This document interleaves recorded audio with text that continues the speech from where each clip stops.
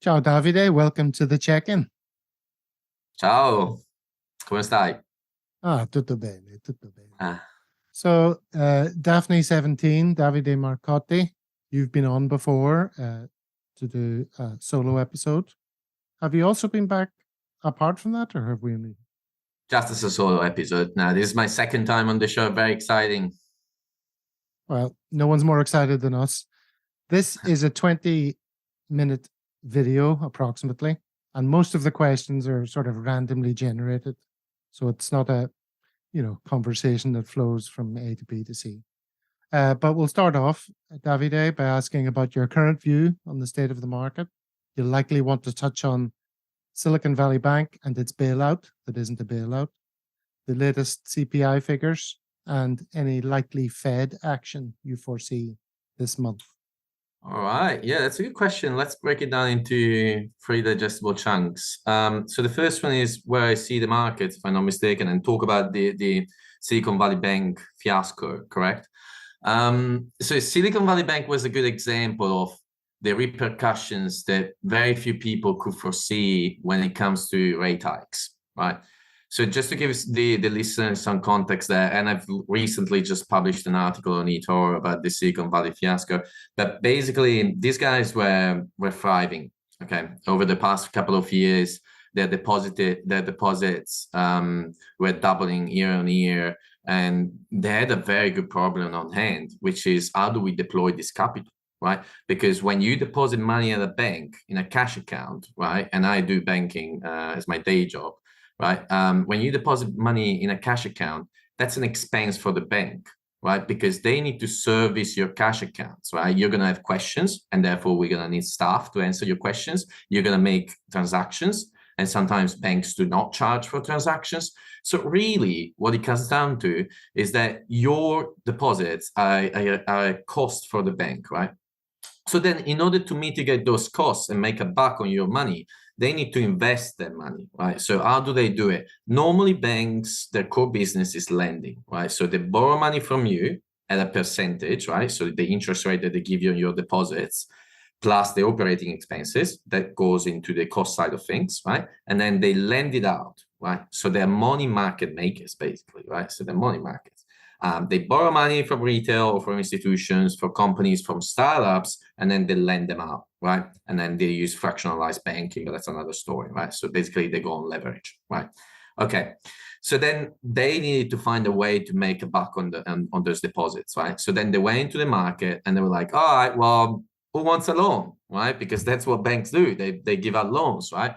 But what is their customer base, if you think about it, right? So you've got Silicon Valley Bank. Okay, that's in California. Okay, who's their customer base? That's pretty much all of the startups there. Okay, so how do startups survive and thrive?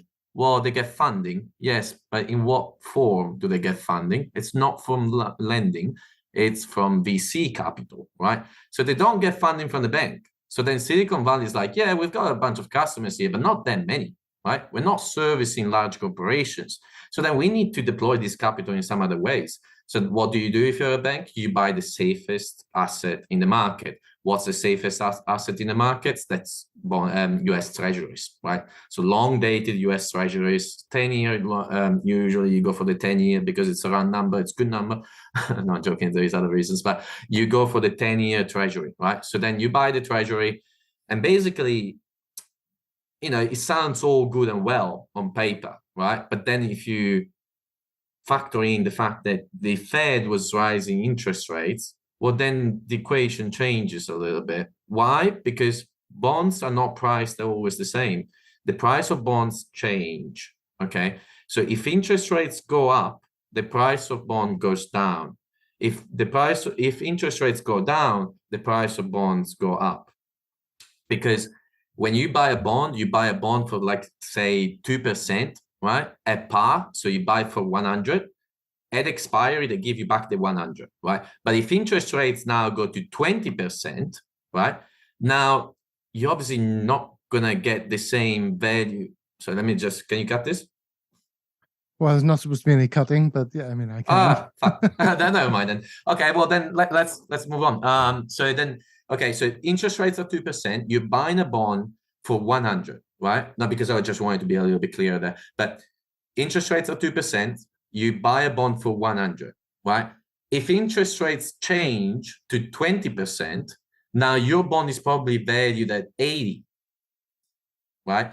Something along those lines, right? And vice versa, if interest rates go down, your bond value and your bond price goes up. So that when it expires at maturity, they give you back 100. This is to align the interest rates across the curve, right? Okay, so then what we know is that bonds decreased in value. So now Silicon Valley Bank has got an issue here because in the short term, before redemption, these bonds are trading at a discount, right? They're not trading at 100, which is when they bought them, or at least not the price that they bought them. Maybe they bought them at 98, 97, whatever it is, right? Now they're trading at a discount because the interest rate has gone up. So then as startups drain their capital because of, again, rising interest rates and therefore less liquidity in the markets, then they need to withdraw their capital from Silicon Valley Bank because they need to use it, they need to deploy it, right, in order to grow. Well, then there is a semi-run on the bank. Silicon Valley is saying, oh, damn, we don't have enough cash because we have deployed the cash, we have invested the cash in US treasuries. But now US treasuries have gone down. So, and in order to honor the withdrawals, I need to sell my positions. I need to sell my liquid assets, right? I need to sell my treasuries to honor the withdrawals. So then they start selling the assets, right? But they're selling at a loss because now they're trading at a discount, right? So they're selling at a loss and then they give the deposits back to the first withdrawers, right? So the first people that knocked on the door and trying to get the money out, but then they don't have anything left for the others.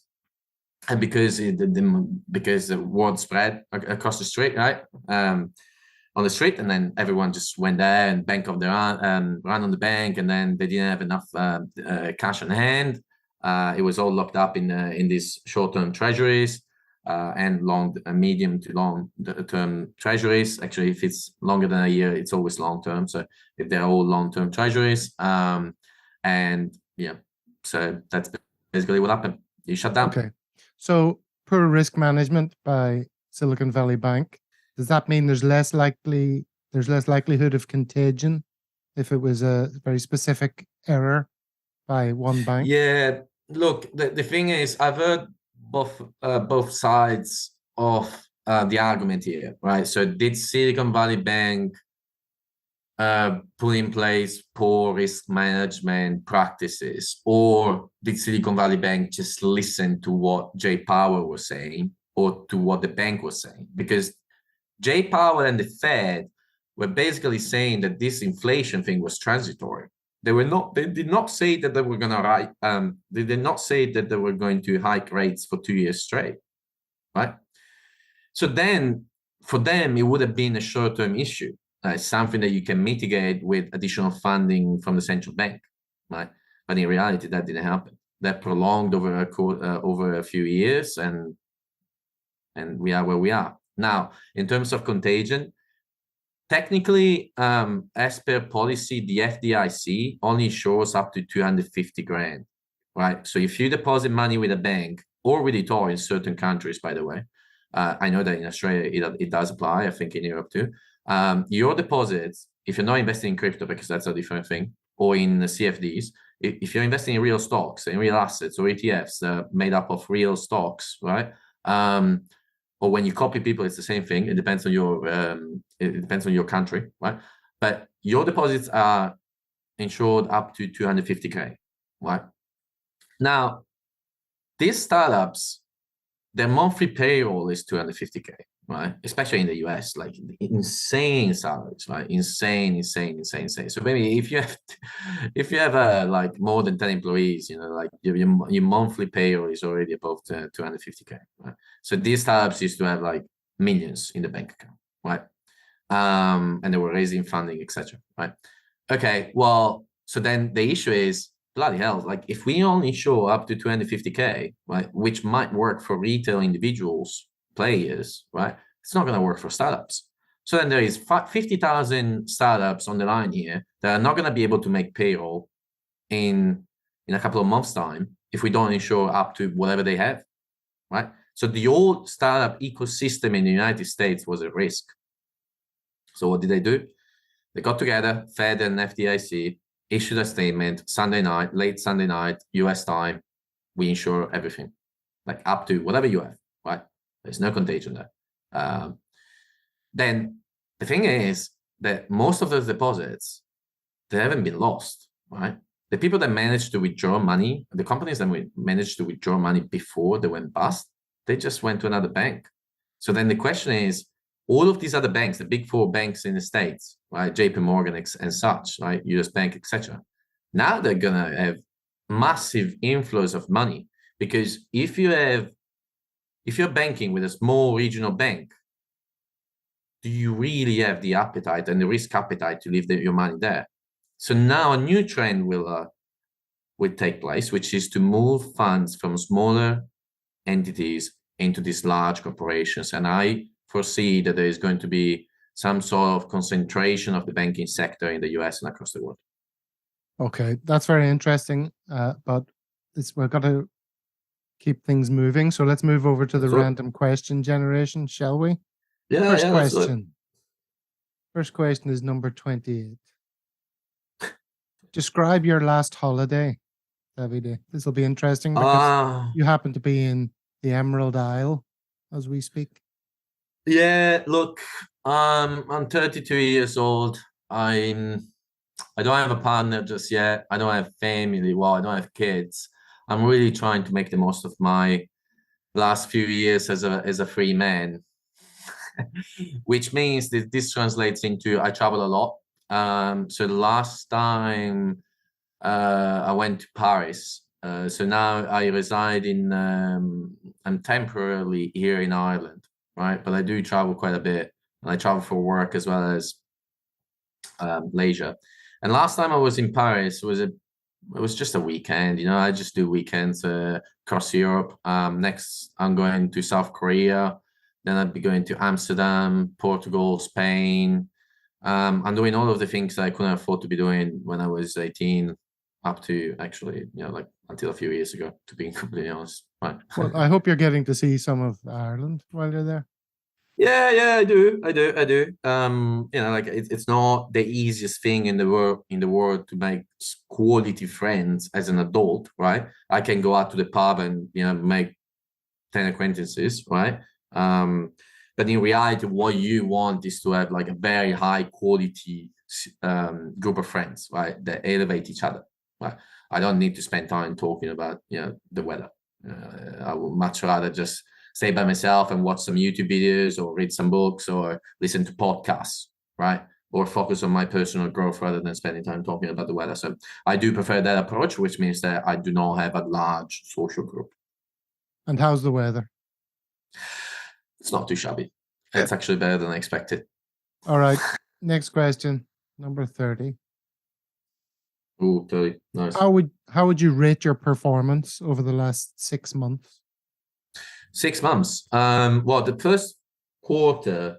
So now we're finishing up the first quarter of 2023. It's been magical, right? We're 20% up so far. If history repeats itself, which obviously it's not, but if we were to stay consistent with this performance, it would be it would be 80%. If you factor in compounding, it would be around 100%. Is it going to happen? Nah, no way, right? There's no way that we're going to close at 100% this year. But, even if we close around 50, 60%, that's pretty good. It's going to recoup the losses from last year. But in terms of overall performance, like I run the type of portfolio that has no time for underperforming the market, right? I believe that the next 10 years are bullish, and therefore I take on slightly more risk. I elevate my beta, which means that I'm a little bit riskier than the Nasdaq or the S&P 500, right? If you have that type of risk, there is no reason to go, to invest in anything that is not the S&P 500 or the Nasdaq, considering the last 10 years of performance. But I do take on more risk, which means that in down years, I'm down more. In bullish years like this year and 2021 and 2020 and 2019, I'm up way more than the Nasdaq. So do generate alpha by taking on more beta. Next question is number 37. Is there anything you wouldn't invest in on moral grounds? Moral grounds? Well, look, weapons, I don't like that. I can't really think of much else, honestly. I only invest in technology. I only invest in solar, clean energy, technology, and crypto. If you look at my portfolio, that's what I specialize in. There's no need for me to go and look at other opportunities in other industries. I'm actually taking a liking on a new industry actually quite recently, and I'm gaining exposure on my private accounts because this is extremely risky, and I don't want my copies to be exposed to such a huge risk. But it's about genomics. So I'd be adding a little bit of genomics into the mix, and I'd be adding some India, but that's a whole different story. In terms of motor grants, if you look at my portfolio, you basically derive the answer to that question. I only invest in select industries. Okay. Number 8. Any message you would like to send out to those copying you right now? A big thank you, actually. Thank you for sticking with me throughout last year, which was a very difficult year. My copiers are probably the most sticky copiers because they understand what's going on, right? And I think I've done a decent job at communicating my strategy to them and making sure that we're all on the same page as to where we have come from, but also where we're going. And they're also some of the wealthiest, actually. So if you look at the average deposits, the average copy amount from my portfolio is much higher than many other portfolios, which goes to show that the investors and the copy traders that have elected and decided to invest in our portfolio have made a conscious decision, and these are like highly educated people in most instances, and they understand what I'm saying. They understand that the markets is not about day trading. They understand that drawing 2 lines on a screen is not going to give you an edge over the hedge funds. It's actually quite desperate. They understand that this is a long-term game. So they have set the stop loss accordingly, and now they're making the money back gradually. And I think they will be very well rewarded in the next few years. Okay, great. One last question, maybe. Oh yeah, go ahead. Go ahead. And it's number 13. You were talking in such positive way there. I feel a bit bad to ask you this question because it's the most positive. But what's the one position in your portfolio you suspect might do the worst? Oh, I mean, let's look it up, right? I mean, who knows? If it's in my portfolio, I think it's going to do very well, right? Let's start from there. Even if it's down 20%, 30%, 40%, doesn't mean anything, right? The concept of you are not losing money until you sell. If anyone ever said that, they don't understand what they're saying, right? Because it literally makes no sense. It makes absolutely no sense. When you wake up in the morning, you should just assume that whatever you see in the bottom right, which is your balance, you should think, okay, if taxes were not an issue, because taxes do play a huge role there, but if taxes were not an issue, would I allocate my capital the same way that it's allocated now, right? So that's how good investor approaches their positions. Just because, whether it's down 10% or up 20%, it doesn't matter. Would you allocate to this stock now in a world free of tax and a world free of commissions, right? That's it. So then if it's my portfolio, I'm not holding it because I think it'll maybe eventually I'll recoup my investment. Nah, that makes no sense, right? I'm holding it because I think it will do very well in the future. So if I really need to pick something here out of the lot that I don't think that is going to do as well as the others, right? Mm-hmm. You probably need to go down to the smaller allocations because those are the smaller allocations with more potential upside or downside, right? So more risk. So then we've got Invita, for example. That's a genomics company. If you look at the overall allocation that I have to that one, is less than 1%, right? So then that's the type of asset that you want in your portfolio for a very small percentage of your total equity because it's a wild card, right? And I actually do believe Invita will do well, but who knows? They're not even profitable, right? So this is the kind of lesson that I would give you. Yeah. Okay, Davide, we've crammed a lot into a short space of time. Thank you so much, and we look forward to checking on your progress as we go through the year. Yeah, let's do it, Gavin. Love the conversation, and thank you for making the time. I know that it's pretty late for you, so I appreciate you taking the time out of your busy calendar to meet with me. Cheers, Davide. Cheers, mate.